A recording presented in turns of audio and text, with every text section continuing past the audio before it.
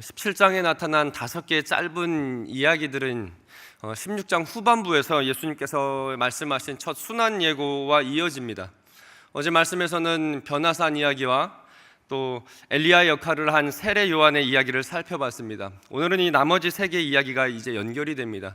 귀신 들린 아이를 고친 이야기, 그리고 두 번째 순환 예고, 그리고 마지막으로 물고기 입에서 얻은 성전세에 대한 이야기가 이어집니다.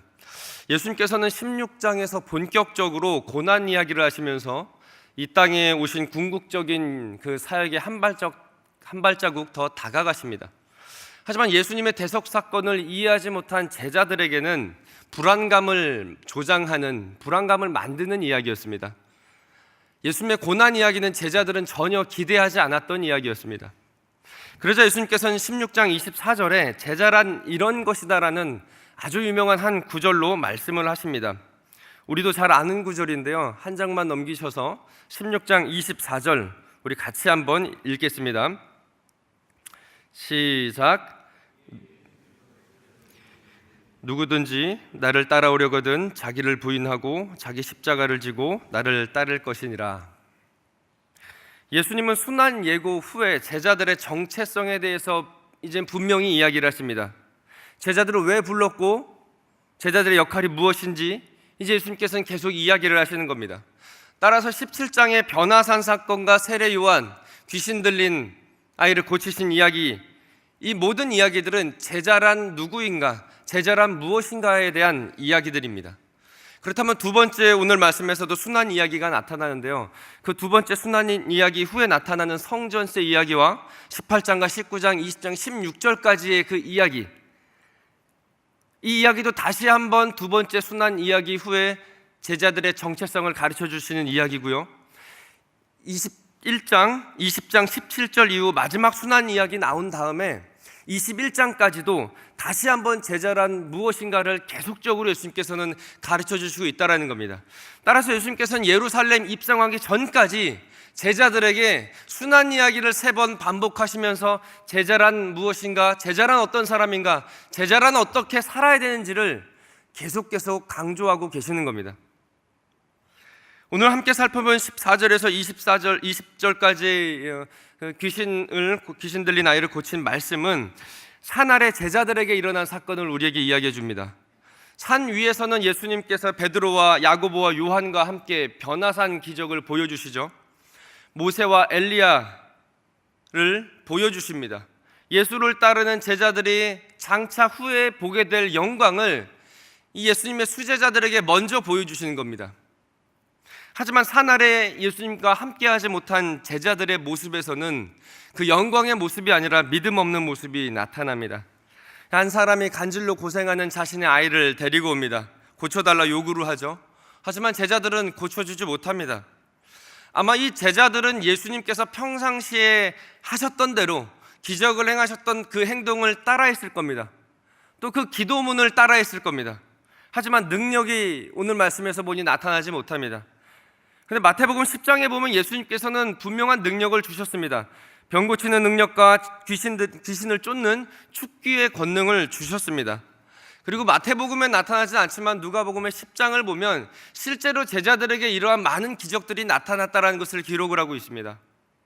이 말은 오늘 이 산 아래에 나타난 제자들이 놀라운 기적들을 행했던 경험이 있었던 사람이라는 겁니다.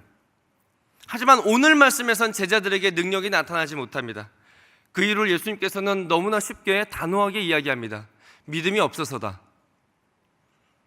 제자들의 실패는 곧 믿음의 실패였습니다. 제자도의 실패는 환경이 변해서가 아니라 믿음의 실패라는 겁니다. 믿음이란 공급하시고 지키시고 보호하시는 이 모든 것이 하나님과 예수님으로부터 온다라는 신뢰입니다. 믿고 의지하는 겁니다. 이것이 바로 제자도의 삶입니다. 하지만 제자들은 실패합니다. 두 가지 가능성을 생각해 볼 수가 있습니다. 아마도 기적을 행할 때 우쭐댈 수도 있었겠죠. 겸손하게 능력을 구해야 되는데 그 능력이 자신들을 통하여 하나님의 능력이 나타나는 건데 마치 자신들이 그 능력을 행하는 것처럼 그 마음을 품었을 수도 있습니다. 또는 그 반대가 될 수 있습니다. 의심을 했던 거죠. 예수님께서 계시지 않는데 이번에도 나를 통해 그 능력이 나타날까? 이 지점에서 사나리의 제자들은 그 주변에 있었던 무리들과 별 다를 바가 없게 됩니다. 사나리에서 내려오시고 예수님이 그 모습을 보시고 근심하여 제자들에게 말을 합니다. 얼마나 너희들을 참으리요? 이 얼마나라는 이 어구는 우리가 시편에서 보면요, 보통 고난 속에서 하나님을 자비를 구할 때 요구하는 탄식의 표현입니다. 하나님 얼마나 나에게 숨으십니까? 하나님 어느 때까지 나를 이 고난에 기다리게 하십니까? 하나님 어느 때까지입니까? 여기서 예수님께서 제자들의 영적 성장을 기대하는 마음이 나타납니다. 어느 때까지?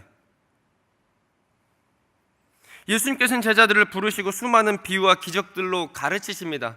13장, 14장, 15장, 16장, 17장 계속 가르치십니다. 다른 목적이 있는 것이 아니라 제자들을 훈련시키기 위해서. 그리고 제자들은 깨닫긴 합니다.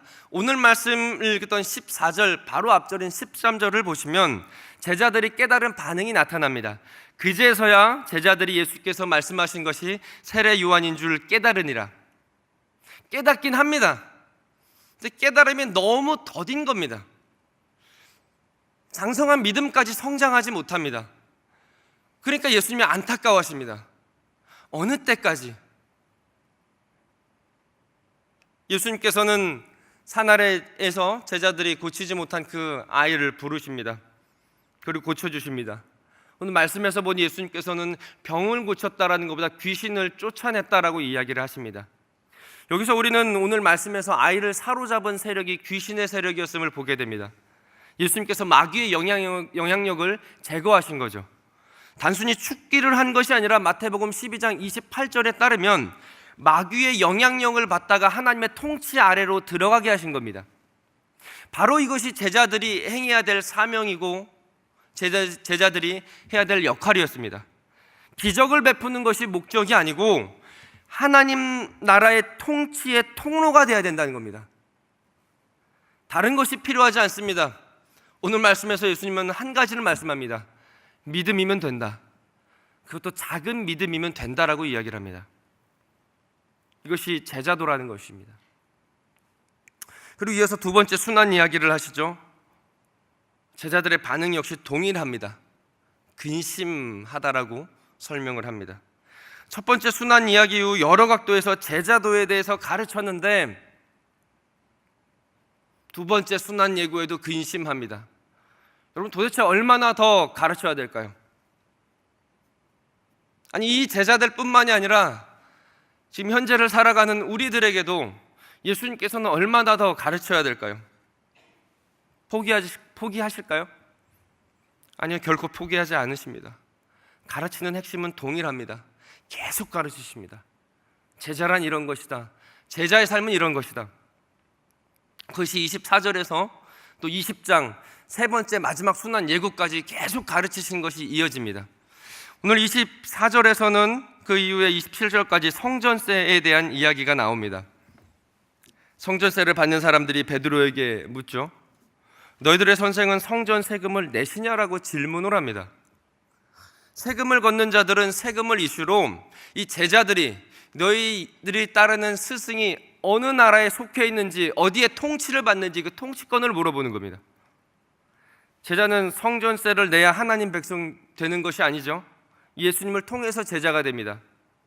오직 예수님을 통해서 하나님 나라의 시민이 됩니다. 그리고 성전의 본래적인 기능도 거룩한 하나님께 대속제물을 통해 교제할 수 있다는 것이 구약 성경을 통해 우리는 계속 확인을 하게 됩니다. 예수님께서 십자가에서 완성하시는 바로 그 대속제물로 성전은 완성이 됩니다. 그래서 요한복음에서는 예수님이 스스로 성전이다라고 말씀을 하시죠. 따라서 예수님을 통하지 않고는 아버지께로 갈 수 없는 하나님 나라의 자녀가 될 수 없는 겁니다. 그래서 마태복음 21장에선 예수님께서 예루살렘에 입성하시자마자 이 의미를 분명히 보여주시죠. 성전에서 성전 세금을 위해서 세계를 바꿔주는 그 성전 테이블, 돈을 나눠주는 그 테이블을 뒤엎으시잖아요. 하나님께 나아가기 위해 어떤 돈과 어떤 특별한 의식이 필요 없다라는 겁니다. 또한 이 돈으로 수많은 기득권의 소유나 이득으로 사용됨을 예수님이 아시고 엎어버리시는 겁니다. 성전은 예수 그리스도로 말미암아, 성전은 제물로 말미암아 하나님과 교제하는 집이라는 겁니다. 이것이 예수님께서는 성전은 기도하는 집이라는 말로 설명을 하십니다. 마태복음도 계속 강조를 하죠. 두세 사람이 모인 곳엔 내가 너희와 함께 하겠다. 예수 그리스도의 이름으로요.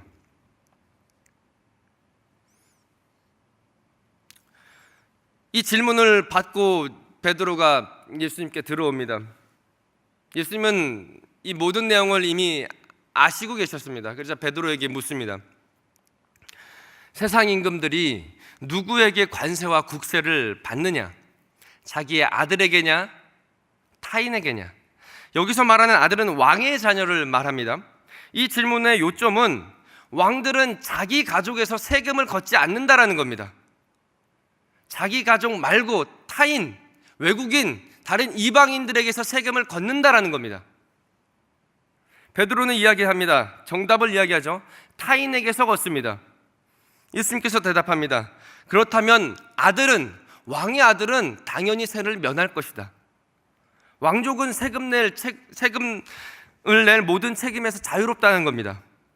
예수를 통해 왕의 자녀가 된 예수님의 제자들은 만왕의 왕이신 하나님의 자녀로 성전세가 면제된다라는 메시지를 예수님께서는 가르쳐 주시는 겁니다.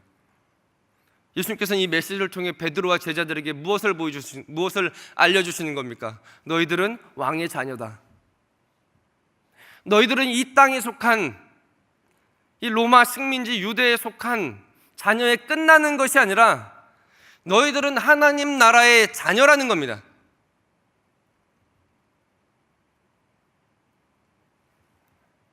이것은 마태복음 1장에서부터 계속 강조되어 온 주제입니다.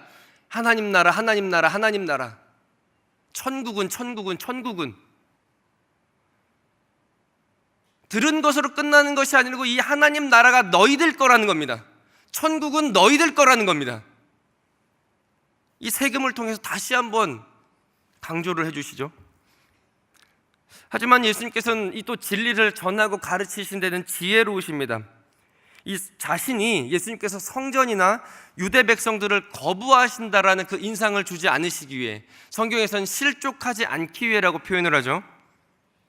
역설적으로 세금을 내시는데 역설적인 아주 기적적인 방법으로 세금을 내십니다. 우리가 좀 읽었기 때문에 잘 아는 내용이 나옵니다. 낚시를 하죠. 베드로는 낚시꾼이 아니라 그물을 넣는 어부였습니다. 근데 베드로에게 낚시를 하라고 명령을 합니다. 그 물고기에서 입에서 세금을 댈 딱 그 돈이 나올 거라는 겁니다. 그리고 그렇게 이루어집니다. 근데 이 물고기라는 것은요, 당시 문화에서 이 세상의 통치자가 주관한다라고 생각을 했습니다. 이 세상을 통치하는 신이 물고기와 다른 어떤 피조물들, 동물들과 새들, 이런 것을 모두 주관한다라고 생각했습니다. 그래서 예수님께서도 말씀하시잖아요. 들의 백합화를 보라, 공중의 새를 봐라. 누가 기르시냐? 하나님이 통치자라는 겁니다. 물고기 이미지 자체가 누가 과연 이 땅의 주권과 통치를 하고 있느냐라는 것을 보여준다라는 겁니다. 그래서 물고기 이미지는 많이 나타나죠. 7장, 14장, 15장 계속 물고기가 나타납니다. 이것은 그냥 단순히 사람들에게 익숙한 그런 어종 때문이 아니라요, 과연 누가 이 세상을 통치하냐? 하나님 나라에 대한 질문입니다. 통치에 대한 질문입니다. 7장, 14장, 15장, 오늘 17장까지도 누가 통치자라는 겁니까? 하나님 아버지가 통치자라는 것을 보여주시는 겁니다. 세금은 납부합니다.